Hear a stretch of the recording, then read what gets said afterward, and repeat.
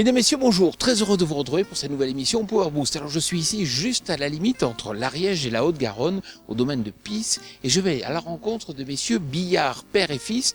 Ils sont agriculteurs, ils exploitent environ 300 hectares et ils développent à la fois une entreprise agricole et puis aussi une entreprise de prestation pour le stockage. Sans plus tarder, je vous invite à retrouver le sommaire de cette nouvelle émission Power Boost. Salut mes petits ornithorynques dodus du littoral, j'espère que tout va bien pour vous, mais si ce n'est pas le cas, voilà de quoi vous consoler. De beaux paysages de l'Ariège, bien vallonnés pour tous les amoureux de la nature. Par contre, c'est un sacré merdier pour cultiver ces terres-là, mais on a trouvé des agriculteurs qui ont des matériels adaptés, un quad-track, une moissonneuse batteuse qui roxe du poney. Tout ça c'est beau, c'est classouille, c'est du lourd, et c'est dans quelques instants. Ensuite, tu sais, y a pas de mal à se faire du bien. Donc si tu veux passer un super moment sympa après une année de travail acharné, on compte sur toi avec Agri Demain pour organiser la fête des moissons. On t'explique tout sur cet événement. Sans oublier notre question qui... Et aussi du nouveau du côté de Dustfar. Alors, ça vous botte les gars? Et les filles aussi? Ok, donc c'est parti, top départ, les news, tout le tralala, et... enjoy. Enfin le premier trailer pour Farming Simulator 2017. La principale nouveauté pour cet épisode est qu'il s'ouvre enfin au modding sur console, c'est-à-dire que les joueurs pourront créer leur propre matériel directement dans le jeu. Signalons aussi un nouvel environnement, de nouveaux véhicules, un nouvel animal à élever et de nouvelles mécaniques de gameplay. Alors gardez patience jusqu'à fin 2016 sur PS4, Xbox One et PC bien sûr.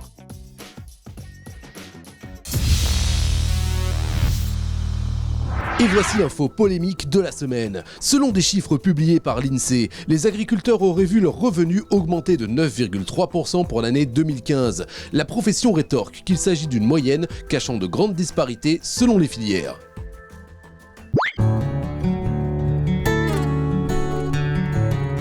Philippe Billard, bonjour. Bonjour Jean-Paul. Alors c'est vrai qu'elle est belle cette région avec des coteaux, c'est vrai qu'il y a des terres qui sont fortes, c'est pas toujours facile à travailler, non ? Effectivement, nous avons des pentes relativement prononcées avec des terres très argileuses. Nous avons une consistance en argile de 35%, 55% selon les zones. Et cette terre requiert une puissance en traction énorme. Voilà. C'est pas facile, non, surtout que nous n'avons pas de pente uniforme, disons montée-descente. Nous avons des montées et des descentes avec des devers à gauche, à droite. C'est pour ça que nous, depuis peu, nous sommes équipés de matériel spécifique pour récolter en travers de pente et en montée et en descente. Voilà.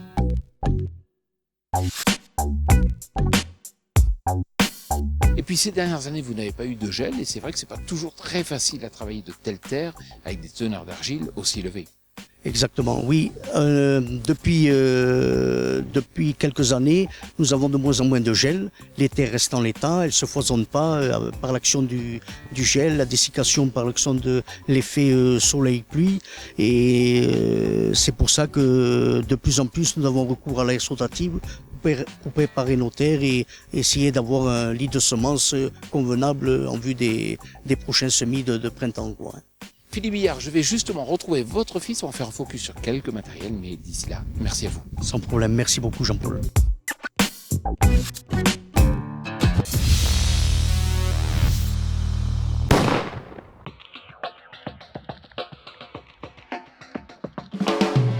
La loi Macron à court terme booste le marché puisqu'elle pousse à l'investissement. Maintenant, à plus ou moyen terme, quand le programme s'arrête, forcément, ça crée un arrêt des ventes et une baisse du marché conséquente. Donc ça crée aussi des problèmes pour certains concessionnaires au niveau des stocks et autres. Et donc oui, à court terme c'est bien. Maintenant, à plus ou moyen terme, comme les jupettes ou la baladurette, ça créera une baisse de marché.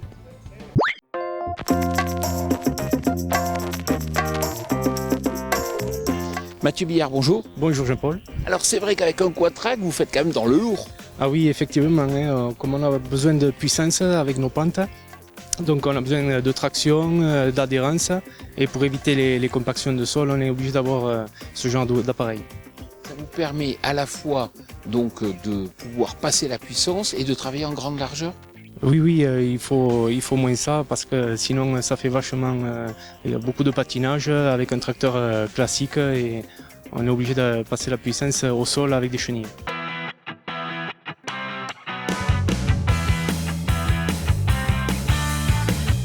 quand je regarde derrière, vous mettez un outil qui est large, un 8 mètres, un Rabwerk. Pourquoi?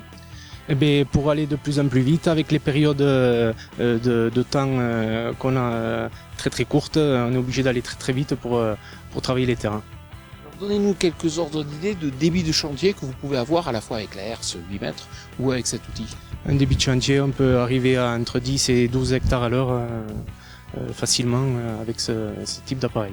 Mathieu Billard, on se retrouve près de votre nouvelle moissonneuse-batteuse, mais juste avant, je vais vous parler de la fête des moissons. Alors, c'est un événement très important qui va se dérouler dans toute la France cet été, et il est important que tout le monde le fasse, parce que c'est ça qui va faire que demain, notre métier d'agriculteur sera d'autant plus apprécié. Image.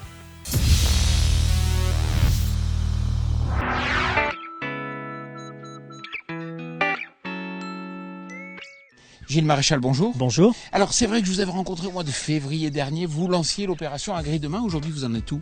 Alors Agri Demain est une plateforme de communication qui est destinée à communiquer vis-à-vis du grand public. Et bien aujourd'hui Agri Demain est en marche puisque nous avons 200 ambassadeurs qui se sont inscrits dans la démarche. Et l'objectif c'est justement de proposer à ces ambassadeurs un certain nombre d'événements tout au long de l'année pour qu'ils puissent raconter leur histoire, parler de leur production, parler de leur métier tout au long de l'année. Et le premier événement que nous leur proposons c'est la fête des moissons.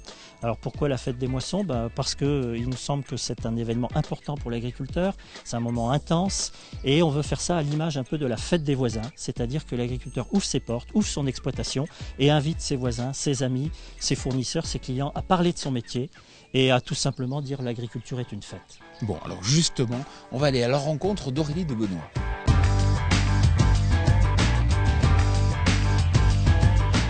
Bonjour Aurélie. Bonjour. Voilà, alors on va aller moissonner.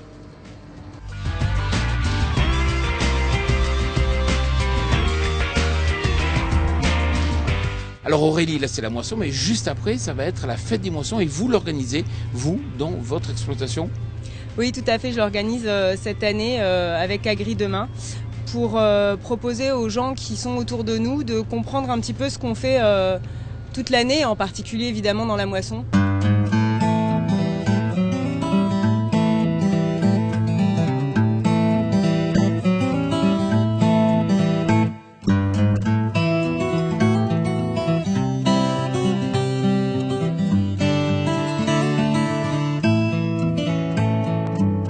Ce qui est intéressant, c'est que c'est très simple. Comment fait-on?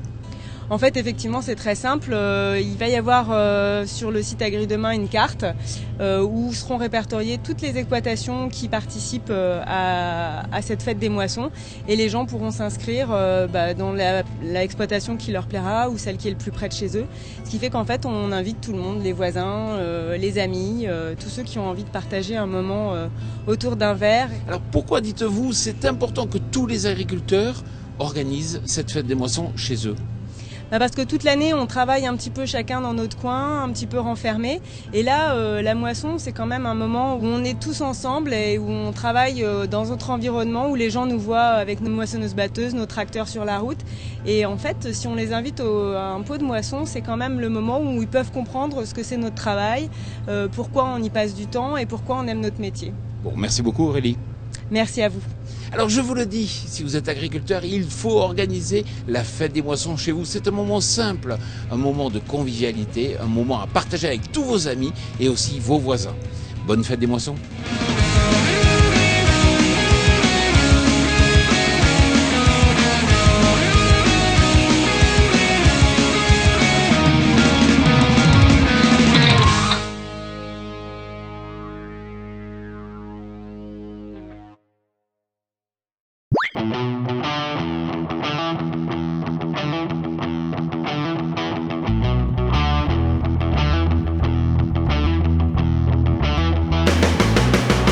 Mathieu Billard, c'est vrai que vous avez des pentes importantes, 30 à 35%, et c'est vrai que vous avez fait appel pour votre toute nouvelle moissonneuse-batteuse, donc Ilmaster John Deere, aux établissements closés à la Castres pour faire un système de lève arrière. Pourquoi? Vous aviez des pertes importantes? Oui, relativement beaucoup. Donc c'est pour ça qu'on a solutionné avec la compensation latérale à 22%, ce qui nous évite d'avoir autant de pertes. Et au niveau du confort de conduite, c'est quand même beaucoup mieux. Est-ce que vous arrivez à des débits de chantier aussi importants qu'en plaine? En début de chantier, on est à peu près entre 5 et 6 hectares à l'heure. Soit quasiment ce que vous feriez en plaine. Oui, à peu près, équivalent, étant donné qu'elle est équipée de lèvres arrière et de latéral, on a à peu près le même débit de chantier. Alors on est dans le sud, il y a du soleil, vous avez déjà récolté certaines parcelles colza. Les rendements? On a commencé, donc on est à peu près aux alentours de 35 quintaux de moyenne, donc c'est que relativement bon pour la région. Mathieu Billard, merci beaucoup de nous avoir accueillis sur votre exploitation. Merci Jean-Paul. Alors à présent, on va découvrir des nouveautés dans la gamme Sam Dutzer.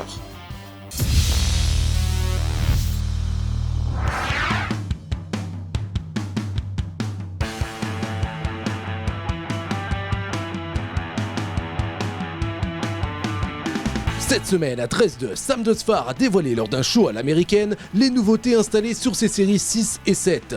Tous ces tracteurs sont maintenant équipés de moteurs à la norme Tier 4 finale avec filtre à particules et injection d'AdBlue et sont même déjà prêts au passage à la norme Tier 5. Le circuit de refroidissement a aussi été repensé pour un entretien facilité.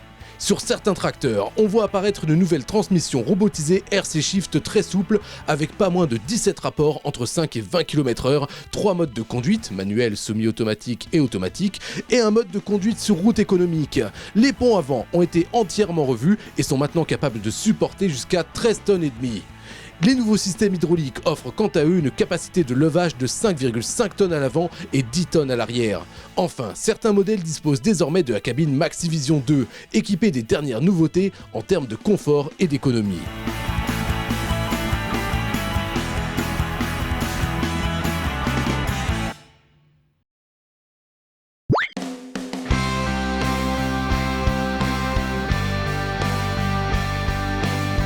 Voilà, pour finir, je vous rappelle qu'il est très important que vous organisiez chez vous la fête des moissons. C'est très simple et puis c'est un bon moment de convivialité à partager avec vos amis, aussi vos voisins et peut-être quelques citadins pour promouvoir une image positive de l'agriculture.